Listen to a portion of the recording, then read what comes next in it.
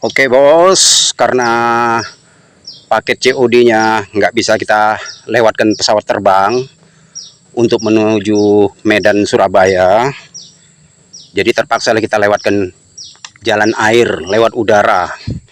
Oke bos ya, mulai saya berangkatkan nih paket COD-nya. Berangkat, ini bos, lewat pelabuhan bos ya. Bos nanti tunggu di sana aja, bayarnya di sana. Oke, itu paket udah berangkat. Oke, oke. Paket udah berangkat dah bos. Pokoknya dari sini alamat sudah tepat, udah diberi alamat, udah diberi nomor kode apa semua, tinggal bos tunggu di sana. Pokok bayarnya di sana. Oke bos, itulah paketnya bos. Ini bukti pemberangkatannya. Siap. Manen naik semua nih air. Paksa main macam itu. Dalam airnya. Air sedang pasang macam ini. Gitulah suka duka di sini nih. Air kadang tuh membawa berkah. Kadang buat tanah ini longsor. Kadang-kadang ada masanya ini pula dia bawa pasir macam ini kan. Pasir lama-lama tinggi. Gitulah. Jadi fenomena alam seperti ini ya di sini. Ini air dari laut nih sedang naik nih. Sedang naik. Kalau pas seperti ini, kita melangsir buah itu langsung pakai drum tadi itu. Langsung berangkat pakai peri itu. Sawit. Langsung naik kapal laut. Ringan kerjanya, cuman ya basah-basah lah. Basah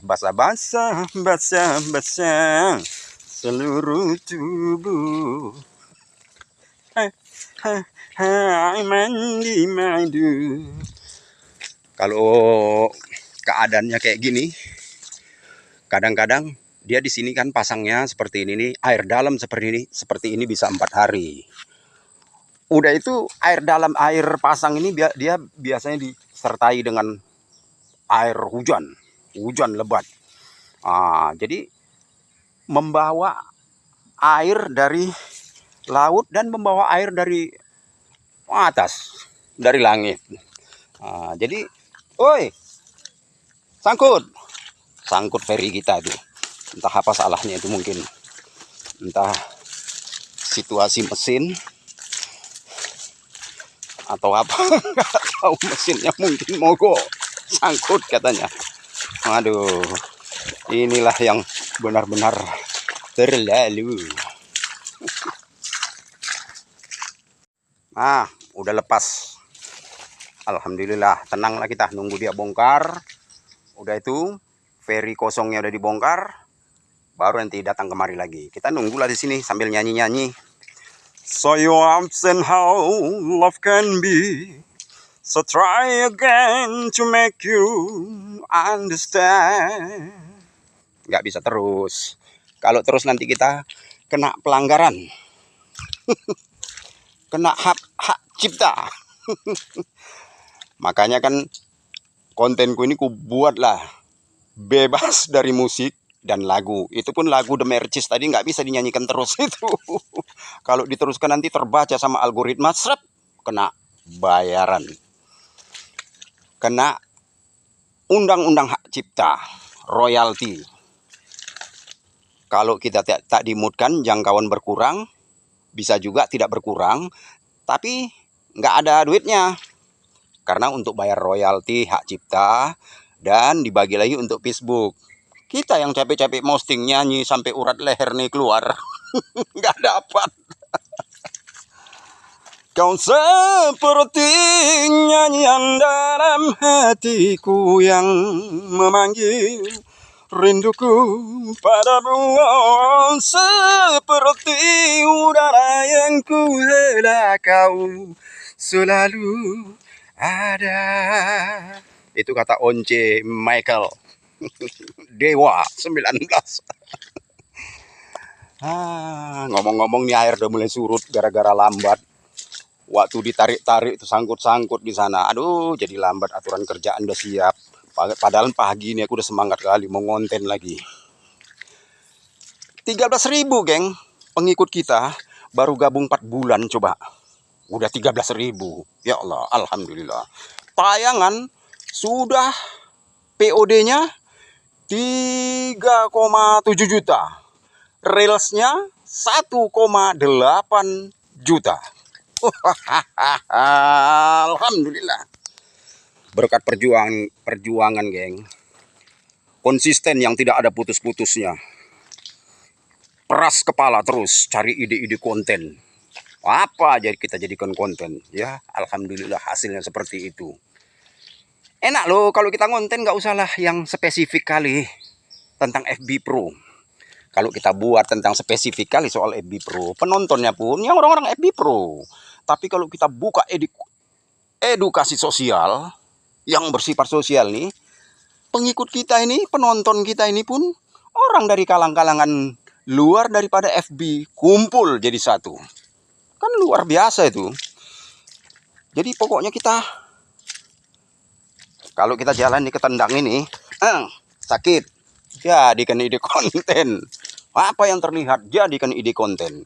Pokoknya lancar lah kita berpikir tuh. Macam mana sih? Kita kan udah banyak pengalaman kesana kemari. Jadi ide-ide itu udah memang berkumpul di kepala nih. Aduh, air ini udah mulai apa pula?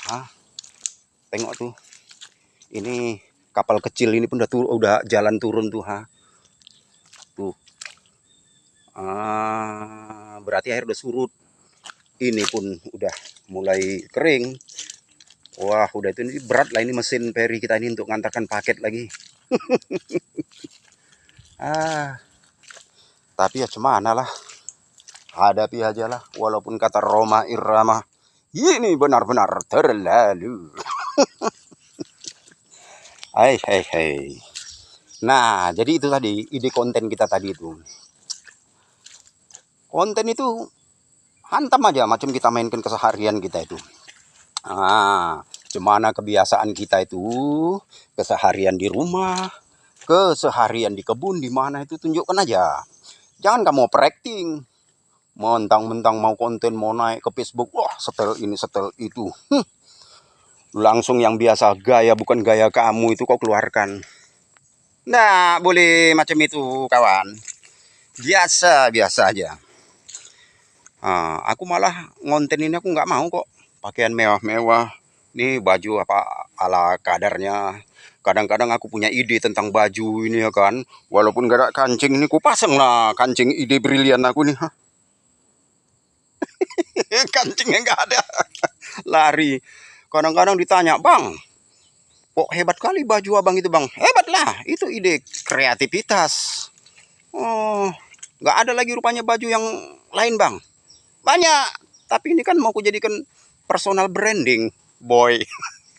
Pokok kalau ada kalian nanti nengok di Facebook ataupun di YouTubeku asal ada baju batik-batik macam ini, itu berarti personal branding aku.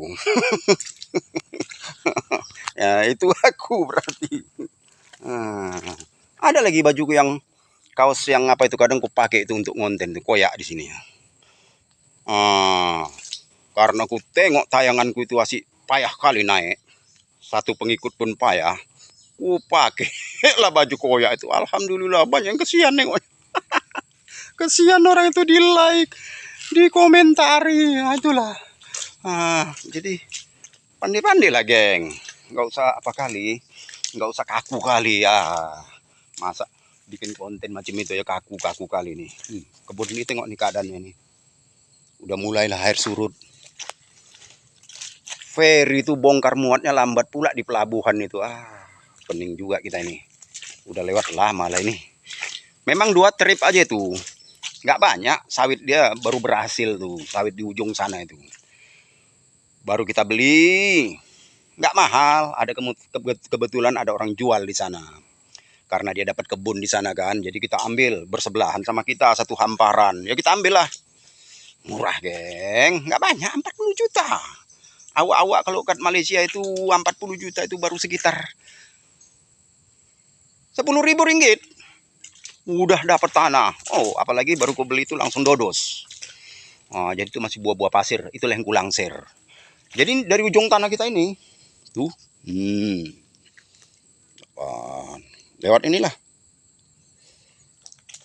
kita ambil.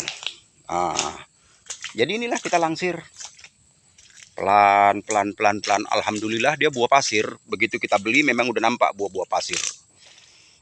Itu udah nampak hasilnya. Walaupun masih sedikit, kita cuma nunggu sawit itu bertambah besar aja. Asal setiap satu pokok itu 3 buah, 4 buah, 3 buah aja lah pukul ratanya. Dia akan membesar, timbangan kan akan makin padat, makin besar. Itulah hasil tuh makin banyak tuh, geng. Buahnya padat-padat kalau di sini, geng. Buahnya besar-besar kalau di apa ini? Kalau di tanah beting ini. Beda sama tanah di gambut sana. Di beting ini, tanah ini dianya apa? Membawa humus kan banyak dari sini dibawa humus, zat-zat yang dibawa dari laut oleh air pasang ini udah jadi pupuk alami untuk sawit-sawit kita ini. Unsur hara dibawa oleh air ini. Itulah makanya sawit-sawit di sini besar-besar, berat-berat. Kalau kata orang kita Malaysia itu besar-besar. Kalau orang Jakarta bilang, wah gede-gede banget. Kalau orang Padang bilang, gadang-gadang. Kata orang Batak, balga. Kata orang Jawa, woi mas, gede kayak rondo meteng. So gede-gede rondo meteng lo mas, awet. Berapa menit sini udah? Betul. Jadi macam itu. Dulu kita beladang nih, geng, di sini, geng. Beladang, tanam padi. Tapi sekarang orang yang punya tanah di sini ini banyak yang udah nggak asli lagi orangnya, karena dia nggak yakin apa itu jual habis. Sekarang kita yang bertahan, geng, makanya itu dibilang bertahan lebih lama. Siapa orang yang sukses? Orang yang bertahan lebih lama. Bertahan, apapun kata orang, apapun cobaan, apapun kendala, apapun situasinya, sebagaimana kritisnya, dia tetap pendirian, bertahan. Orang yang sudah lama bertahan dalam satu bidang atau pada suatu tempat, kan aku bilang kan dalam konten itu, kita akan melihat celah-celah yang orang lain tak nampak. Celah inilah yang kita jadikan peluang besar untuk kehidupan kita. Makanya kalau kamu udah nyemplung, udah masuk ke dalam satu bidang atau ke dalam profesi kamu yang sekarang ini, pertahankan itu. Orang kan bisa pakar karena dia jalan di dalam bidangnya itu. Penemu-penemu itu, ilmuwan-ilmuwan, kenapa dia bisa menemukan ini, itu? Karena dia terus di dalam bidang itu. Dia terus ada di dalam profesi itu. Sehingga dia semakin jauh berjalan, semakin banyak aja yang terlihat. Dalam hal ini, kurasa ya memang pintar-pintar iya juga. Tapi nggak juga 100% kepintaran. Cuman 100% kokoh. Pendirian itu kokoh, dia tetap di situ aja. Dia hanya cuman mencari-cari di sekitar sektor itu aja. Contoh seperti Henry Ford, penemu mobil T yang sekarang mobilnya itu kan sampai itu sekarang itu mobil Ford Everest, mobil Ford Ranger, banyak tuh. Awalnya dulu kan mobil itu terus berinovasi, terus berevolusi dari mobil T lucu sampai sekarang itu mobil elit. Terus menerus. Henry Ford nih bukan orang sekolah loh. Henry Ford lagi ya bahasa ini. Henry Ford nih anak yang orang miskin, anak yang nggak sekolah, tapi cuman punya kemauan tinggi. Itulah dia. Karena dilihat emaknya dia nggak ada kemauan sekolah, dia cuman hobinya dengan mesin-mesinan. Ya udah diarahkan pada emaknya itu, oleh emaknya. Jadi anak itu terus bermain-main tentang teknologi rendah waktu itu. Lama kelamaan dia ini menemukan ini itu dan berhasil lah sampai mobil T itu. Jadi Henry Ford ini sedikit ya, kalau orang penemu-penemu ilmuwan itu memang ciri khasnya sedikit keras kepala. Keras kepala orangnya. Kata orang enggak, dia iya. Kata orang udah nggak mampu, harus katanya. Jadi keras pendiriannya. Orang-orang maju ini keras pendiriannya, makanya rata-rata keras kepala. Jadi Henry Ford itu waktu menemukan mesin P8, waktu itu manusia mesin P8 itu masih mustahil. Tapi Henry Ford langsung menekan insinyur-insinyurnya. Kamu harus temukan. Waktu itu kan mesin masih P4. Sekarang jadi Henry Ford memaksa para insinyurnya, pekerjanya, kerjakan, usahakan cari mesin P8 itu. Nggak mungkin Tuan, nggak bisa, nggak mungkin. Kalau kamu masih kerja mau saya bayar, paksakan terus sampai dapat. Udah? Ferry udah siap pula, udahlah dulu ya.